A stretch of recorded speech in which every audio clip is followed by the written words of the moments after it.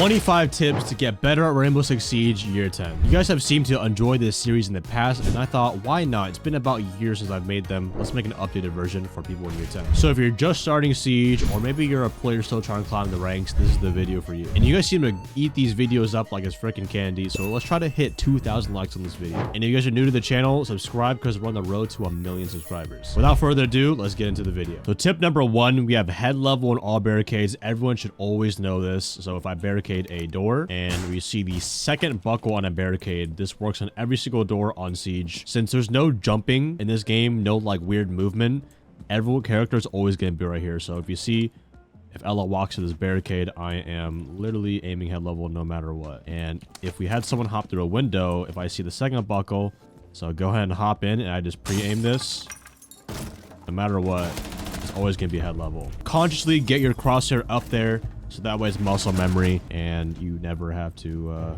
feel like a crosshair bad ever again. All right, tip number 2, how to map a wall soft. Now, everybody knows, you know, to map a wall from the big reinforcement all the way over here. I've made many shorts in this before, but there's actually a faster and kind of a safer way to do it. What you'll have to do is you'll have to get that very top of the reinforcement. So aim a little above the star, and we don't have to get the thick parts because all we have to do is just go up here and then just up enough to that one, and then down here. So hold up, I think I might have missed this a little bit up here. Oh yeah, so like if I got it the first time, it's actually the very top. Go for the very top and the very bottom. Let me demonstrate it one more time on this panel right here. We'll go from the very top, just kind of like go a little bit past the star right there. Just quick swipe. Same down here. Let's do it very fast. It's somewhere. It's somewhere. There we go. But yeah, you guys get the point though. You don't have to go all the way. Just kind of mess around with it and you're good. Tip number 3 is to avoid crouching from like copper to about silver. Now you see a lot of players just kind of like walking around, even in sight, or maybe even with the roaming. Like the team could be in deep shambles and then, you know, they'll be crouching and taking their time. But instead you want to stand up because this makes you a bit of a harder target to hit and you're moving around more. So avoid the habit to crouch a lot. I know the game might seem very hard at first and you want to stay alive, but trust me, avoid crouching from like copper to silver. You'll thank me later. Tip number 4 is drone 2 rooms ahead on each attack. So the way I see it, a rule for me is droning no more than 2 rooms gives me enough information to know what's going on around me without that information changing too much. Because when you drone in this game, info lasts about like 3 to like 10 seconds max. So I would drone like office and then 1 more room like security, and then boom, I would stop droning right here. Or I would drone office and then I would drone blue bar. And this should give me enough, you know, obviously if I see someone, right, this should give me enough time to get off my cam, walk in. So if anyone were to walk in security or blue bar, I'm already gun up and have a bit of a chance to fight back. Because if I drone too much, then they could walk in while I'm not looking, and then I get off my drone and blame it on timing. But yeah, use this two room strat for every single bomb site you play, and even any time during the round too. Coming at number 5, we have a basic walk-in routine and site setup. So on attack, let's say I have like a pre-placed drone in a room, right? Let's say no matter where the bomb site is, I always like to walk in through office because I'm comfortable with it, and you should push somewhere you're comfortable on the map. Because getting inside that building as an attacker is very important early round. That way, I'm more consistent and I understand how to work around the map. This could even be for like if they're hookah, I always have a walk-in on aqua. And this helps my attack be more consistent and overall gives me more to work with. Now, very similar to a defense, you see that smoke is setting up a very consistent reinforcement in holes.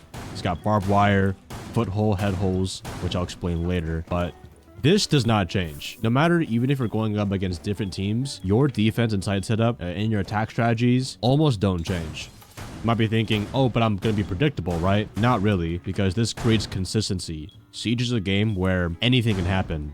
It could be a different round every single time, but your site setup can stay the same. And on top of that, which we'll go into later, and then you can see Dokubi can start planting, and we could do this every single team we go up against. And you see on defense, smoke would be able to deny our plant with smokes consistently. So if you toss the smoke, He could do this every single time. And when you build consistent habits like this, having basic walk-in routines inside setups is very important. Coming at number 6, when to play passive or aggressive. So a lot of people feel like they should make a push, or should they like stay alive? A really good indicator to determine that is your man count. So like the screen on top where it says 5v5, 5v4. It's a very simple rule.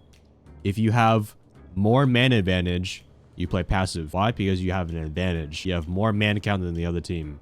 So if you were to like trade out, you would always have one person left standing, right? Now, if you're on defense or any side, if you have less man advantage, then that's when you want to start looking aggressive. So if you can see, you know, Smoke is on the reinforcement right here. If this was a 2v1 scenario, Smoke is going to look to get aggressive because he's by himself. He's dealing with 2 people right now. So what he's going to do, he's going to try to get aggressive and isolate one of us, whether that's killing the guy in the diffuser or killing the guy covering. But all I have to do is just make sure he doesn't get close to us. That's playing passive. But he's gonna be the first person to make the move. So if you ever don't know, just stick to that rule. Oh, we have more people, I'll relax. Oh, we're down a teammate, I'll get a little aggressive. Coming at number 7, we have swing or be swung. Now, this sounds a little like cheesy, I know, but it's true. In this current state of Siege, having confidence in your gunfight is going to mean a lot more than your strat sometimes. When you have to rely purely on gun skill, you're better off just dying, trying to go for a fight, rather than just being scared and sitting down. So let me show you an example. If we were to take a 1v1, and I'm swinging like this, right? I'm probably going to win my fight against that Smoke because I have Peeker's advantage, which is like the latency on the server. My character sees his character a little bit before he sees mine, before the server can respond. Versus if I were to stand still like this and then have him swing me, you see like I don't have much reaction time, but Smoke is already going to see like my arm, my shoulder before I see him. So that's why you always want to kind of like, even if you're in a very small tight corner like this, I want to still be moving so I can kind of see him a bit faster. So just think about that. Always be the one to initiate the fight if you are going to take one. This will also reveal a lot of your nerves because you're going to be like, oh, I don't want to swing because I don't want to die. But then if you swing the enemy and Smoke's not even looking at me and you get that kill, you're going to realize it's all in your head. So do this to build your confidence and watch yourself and your KD skyrocket. And one extra thing I'll add to the swing or be swung is combine that with a pre-fire. Not only to swing, but if you really feel like someone is there or you have a sound cue or you know someone's in the hard corner, just pre-fire that like this. The person who pre-fires is most likely going to win the gunfight rather than the other person because you might even get a lucky headshot.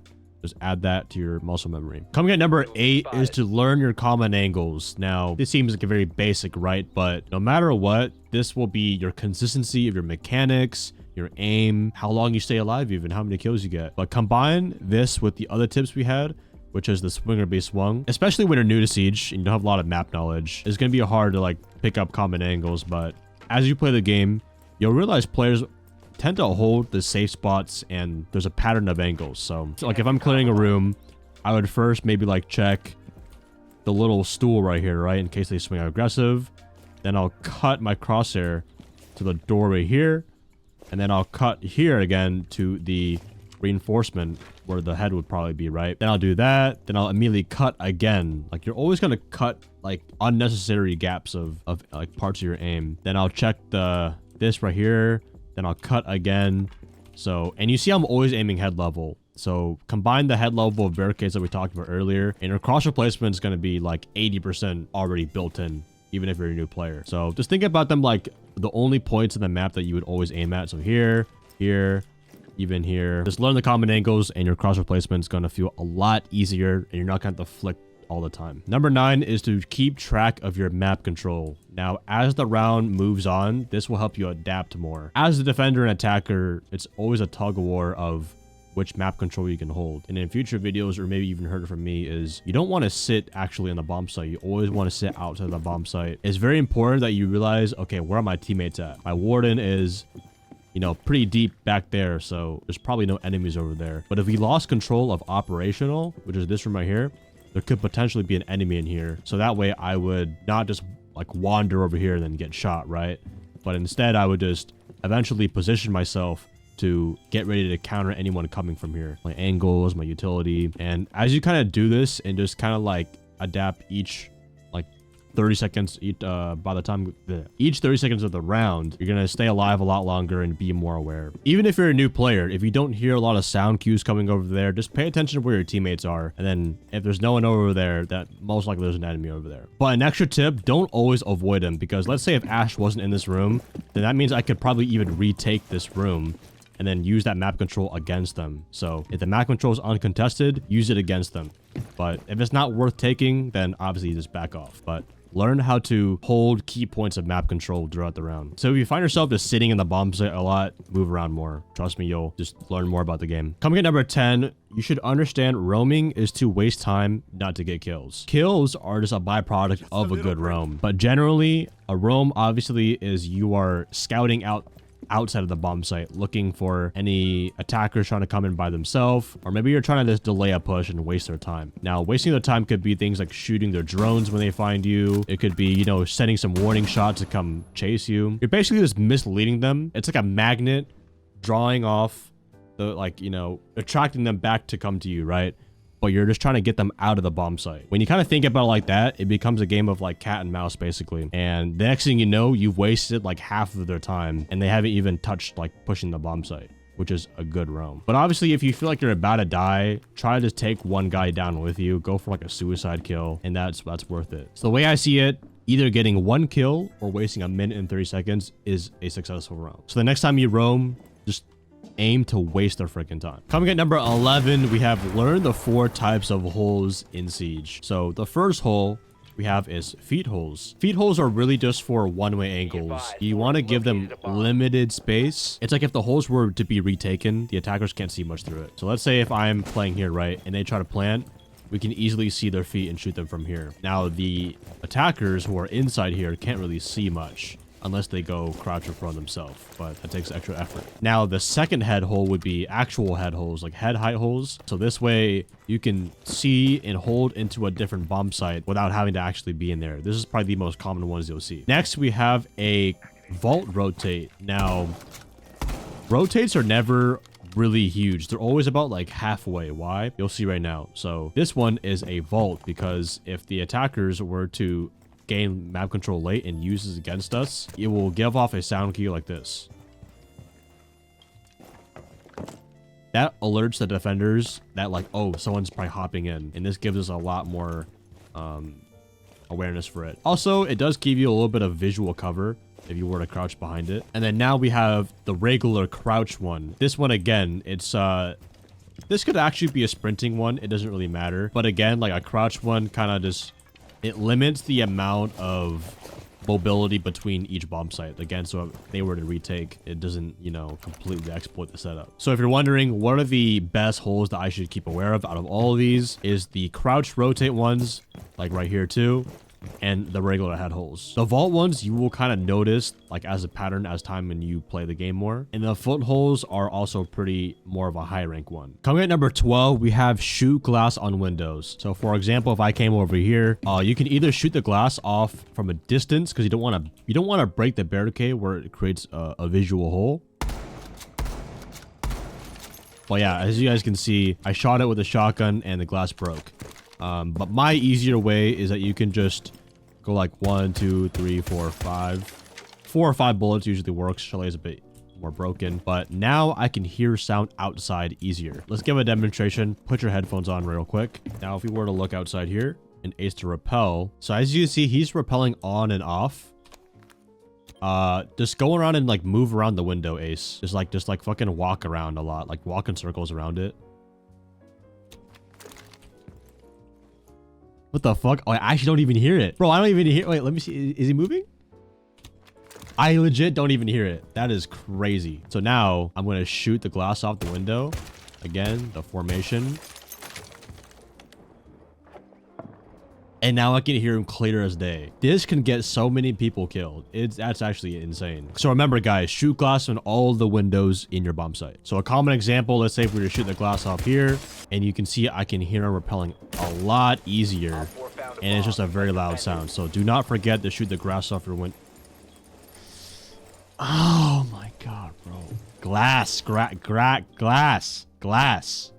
Holy shit, dude. Grass glass. Yo, shut the hell up, Han, before I fucking get you out of this video, dude. Joey, do not leave this in there, bro. Edit this out, bro. Tip number 13 is to use your voice chat more. So if I would be like, yo, hello, then that would encourage like 1 to even 4 people talking, yo, what's up, back to me. Now we have a lot more potential for teamwork and control, because this game is a teamwork based game. I don't care how many kills you get. If you don't say a word, you have no right to blame your team for, you know, not working with you. But think about it. Everybody always wants to have a stack, you know, teams that talk and all that kind of stuff. But what if you guys are all just people who are not going to talk if your teammates are not going to talk? So if nobody's talking, then no voice chat. But even if they're not talking back to you, it's still helpful to give out call outs, because they might hear you. Like if someone's here or Ace is in construction, that could help out. So always be a vocal player. Coming at number 14, we have just literally use the default cameras. Default cameras do not get shot out by a lot of people. And I'm actually gonna move my face cam for this one. But as you guys can see, even mid round, sometimes even diamonds don't shoot default cameras. And if we act off on information, it's a free freaking kill. So for example, let's see Ace is, you know, he's outside, he doesn't shoot the default camera, and he repels up. I'm just gonna walk out and fry him. So this, if they don't shoot default cams, capitalize it immediately. Another example, really good example on Chalet, is the main lobby cam. So he's running, and I can immediately just act off of that, and it's a free kill. So if your dead teammates are not scrolling TikTok, tell them to get on cams, because it could win you the round. Coming at number 15, consistent performance in Siege is not about doing the right thing all the time. It's actually avoiding the wrong things. If you think about it, if you avoid majority of the wrong things, you're going to stay alive longer and have more opportunities. So my attack strat is very consistent on library. I always enter through this window, and I'm avoiding any spawn peek. I'm joining out rat corners to make sure I don't get, you know, ratted on. But my goal is not to kill anybody that comes in a library, which it kind of is, but you guys get my point. Now, when I walk in, you know, let's say the bomb site master, I'm always shooting the default cameras, so that way we don't get snuck up on. Next, I would leave a flank cam for bottom main lobby, bottom blue, so we don't get flanked. And as the round goes on, you see I'm like covering up all of my gaps. Okay, let's say they have electricity on the wall. I'm gonna bring Thatcher. I'm gonna bring a hard breacher for the wall. Some people don't even bring EMPs, and then the hard breacher is just sitting out here twiddling with his thumbs. Then you exclude the wall not being open, and that completely changes your push. So do you see how like consistency is just not doing the wrong things, avoiding them? And this way I can dictate how the rounds are going to play out more in my favor. Same thing with if I was on defense, you know, I would try to avoid dying early. I would try to, you know, sit in a post plant spot, be alive for the last 40 seconds of the round, consistently staying alive, so that way we can, you know, win the round easier. So the next time you ask yourself, how did I die? What could I have done better? Just think about, okay, I'm gonna try not to do that next time. And then you move on. No ego, no anger, just move on. Coming at number 16, we have do not re-peek the same angle in this game. Because if I were to peek this angle and me and Ace meet eyes, you're just gonna mag dump exactly where my head was right there. So that angle's out of the equation. Instead, I'll try to re-peek crouched and then pre-fire more. Or I can wait for him to mag dump my angle. And then I can change my angle. And then now when he tries to walk in, then I catch him more off guard. So just think about it. If the enemy hasn't seen it, then you can do it. But if they have seen it, then you want to choose something different. Coming at number 17 is play with a clear mind. You're not going to play good in Siege when you're frustrated, easily tilted, or maybe even you're having almost too much fun. You know, you're just not thinking clearly. You're trolling around. This leads to very inconsistent rounds. Now listen. Oh my God, bro. Now listen, it's a video game. You can play it fun, do whatever you want, but just always have a GG go next round mentality, meaning you leave everything behind and each round is a fresh one and a new one. So if your teammates are being loud, then clear the comms, maybe even just standing still sometimes and just being like, okay, let's reset. Let's think about what I'm gonna do next round or during the round. Do your best to be calm, control your emotions, and you're gonna control how you play a lot easier. Trust me, it's not the cool thing to, you know, talk trash to your teammates, yell at your other teammate, argue, do all this dumb shit. Like, just focus on your own game because it's a video game. And perform well. So just because your mates and your buddies are all shit talking doesn't mean you have to be toxic too. Just focus on your own gameplay and you're good. Coming at number 18, we have ghost pressure. Now, what is ghost pressure? Ghost pressure basically means pressure that is not actually there. So if I were to spawn in, right, and I were to shoot down the main door in the first like 10 seconds of the round, defenders now have that permanently noted for the rest of the round in their head that, oh, someone might come to the main door. I'm gonna worry about it now. Now they're worried about a lot of different things when I'm not even over there. Or maybe it's even shooting down the big window. This creates pressure and they're going to be a lot more hesitant in crossing this window when I'm literally no one's even there. Next, for number 19 is do not main one operator. Instead, have a handful of operators at your disposal. You might be thinking, oh, I got a main only Finka, I got a main only support, I got a main only Ash. That's not true. One round, you could be a Cade player on defense, you know, playing for the bomb. Next round, you could be attack rushing in. Freaking rushing inside. Don't limit yourself to one playstyle. This is not competitive where you have to like only get good with one. You should obviously feel out, oh, maybe I'm a little bit better at playing more passive than aggressive, which is fine. But you should know how to entry with 3 different operators. You should know how to anchor with 3 different operators, different trap operators too. So instead, you should craft your play style and find operators that can express it well. You obviously don't want to roam with a 3 armor. You want to roam with someone fast, right? So you can choose someone from the arsenal. This will make you understand how different operators interact with each other and overall make you a smarter player. Coming at number 20 is when you're on attack, look for gaps. But when you're on defense, seal the gaps. What I mean by this, let's say I'm on attack, right? And let's say I drone here and my goal is to plant here. If I drone this out, no one's blue and then no one's pillar, then this is a gap right here. Hey, Nomad, I'll tell Nomad, can you know, let's say he had this angle open, right? I can tell him to cover connector and immediately just drop everything I'm doing and just dedicate to the advantage I have. Then I can start planting and do whatever I need. Now we're instantly in the driver's seat of the round. And obviously if we're on defense, you know, I would want to prevent that from happening. So we'll have someone sit here, or maybe we'll have some sort of C4 plant the Nile already. Or even if I'm defending here, I'm going to make sure no one's creeping down the basement, staircases too. Remember, the attack is trying to look for openings in your defense. And your job on defense is to cover that up with traps, utility, positioning, and not letting that game of tug of war go too far in one spot. So whenever you're like a minute left of the round and you're standing around, think about it. What's our gaps? Communicate with your team. Then you'll get more active and fresh comms going. Tip number 21 is sprinting. I see too many people actually just sprinting way too much. Let's say a Nomad is an enemy, right? Obviously, I'm not going to want to sprint at him like this, right? But let's say if, you know, we exchange bullets here and there, right? And he comes back to cover and he leaves. That gives, you know, and he leaves a little bit. That gives me a little bit extra time to like close the gap. And I would like kind of sprint in, close the distance, and then keep my gun up, and then he won't expect me. But if you're inside the building, keep a general rule. You don't need to sprint inside the building unless you're like rotating or trying to close the gap. But for the most part, if you're a new player trying to get his mechanics down, you're better off just walking only in the building. This way your gun is constantly up and you have a better chance of fighting back. But if you are going to sprint, kind of learn how to zigzag. So like if I'm in a gunfight with Nomad, I would take some cover like this, and then I can kind of swing him more. Now for tip 22 is red ping versus yellow ping. It's very important. If you press Z, you'll get a very yellow ping that people cannot see. So if I were to drone something and I see Vigil is on this ping right here, I can ping near his head and I'll have Nomad pre-fire that.